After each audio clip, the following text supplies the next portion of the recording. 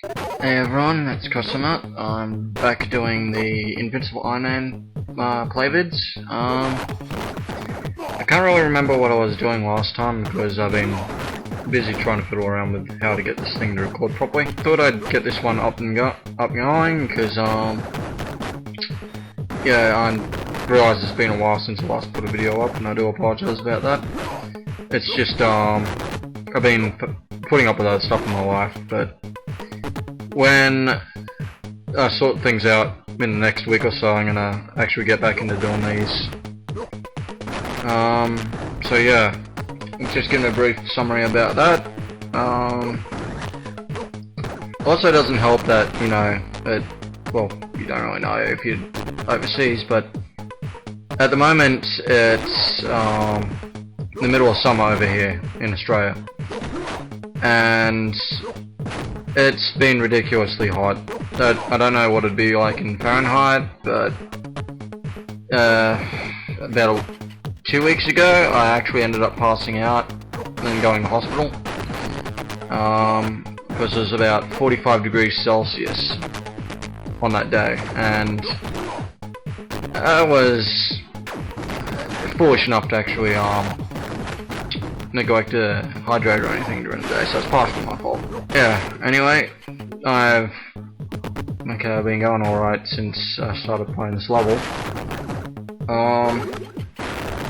As I said in my last video, which was the final Revenge of Shinobi video, I was gonna continue on with this one until I get a game over, and then I was gonna start another game. I was considering doing Zoid's Legacy, but it will take too long to get through all the talk scenes in it, to be honest. So I'd love to do it, but it's just the fact that there's so much conversations and cutscenes and stuff that I'm sure you wouldn't want to watch me play an RPG. It's a good game though. I love the game. Like just for the sheer customization that you can do in it. You can buy parts, like you can get things for these different Zoid designs, and you can have a maximum of 6 Zoids, but depending on their size, it varies on what kind of Zoids you can have in your party. So if you got 2 very large types like a Elephander, I'm pretty sure you can only have 2 of them and a small one in the whole party, because no wait, no, I'm wrong about that, disregard. But if the XL class, they're pretty bloody big, and you know, they take up 2 rows. It's a turn-based battle thing.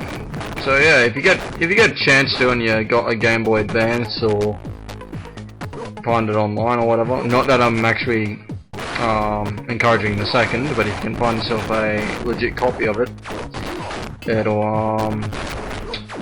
it's pretty good, I can say that much.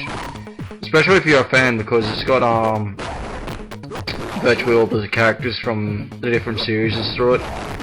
It goes through the multiverse crossover theory, so it does help somewhat. But yeah, I've spoken for like 4 minutes about just that, so yeah, better get on to some sort of topic. Yeah, in regards to Iron Man, I have actually been thinking about the character a little bit, and you'd have to be amazed at the amount of sheer intelligence that Tony Stark has in designing the Iron Man suit and the robot, like the AI and stuff he's got. Even the interface is like 20-25 years ahead of our current generation's equipment.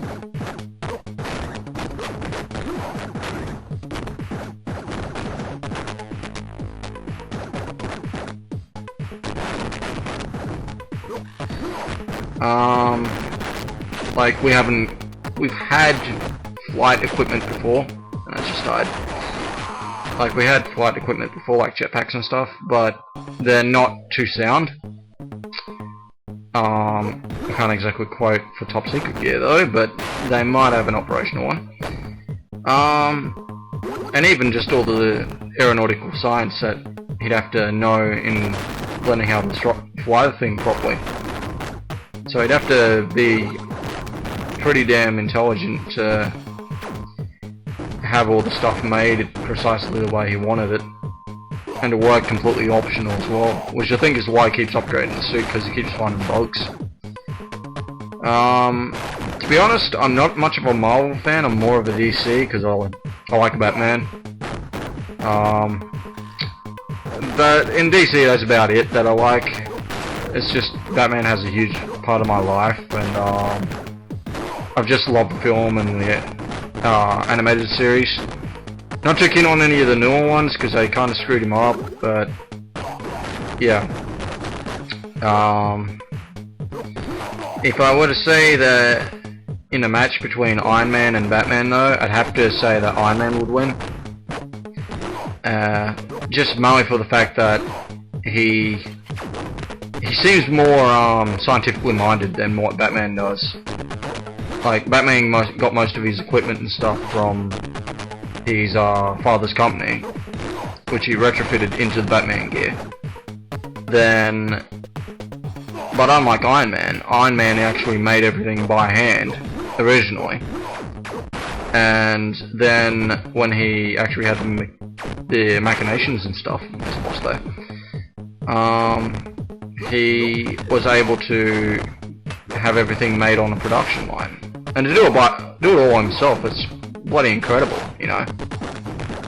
He'd have to have a very high IQ to possess all them sort of traits. I've only seen the first two movies, and this guy just kicked my ass. But yeah, he'd have to have a very high IQ to be able to do all the stuff that he's done. Like, as I said, he's a scientific genius, and just learning, he'd have to have some sort of combat training as well, just because of the way he knows how to move around in combat situations. But then again, him being a weapon designer and stuff, it's, you know, he might actually know all that stuff prior to like, he may have knew all that stuff in the design process. Like, he could have figured out, okay, I'm going to have thrusters in the hands and feet, and I'm going to have the thrusters in the boots do the initial lift, and the ones in my hands are going to do the steering. And then he catered to it like that. I couldn't really see this Iron Man suit, the one that's in this game, flying around too well, because just mainly the fact that it's very shoulder heavy, it's very clunky and slow. Like, I'm trying to sprint with him and he's very, very slow. But then again, it could just be the style of animation. They could have made him ridiculously buff for the game, because it's not the first time they've pumped up the Iron Man suit. Like, it could be worse. He could be going around in Space Marine gear from Warhammer 40,000. That stuff's 700 pounds, which, you know, is very impossible it'd be impossible for a normal man to wear. And I died. Well, I said I was going to play this till game over, and don't think that I've been trying, because, yeah, I'm going against, like, Lex Luthor.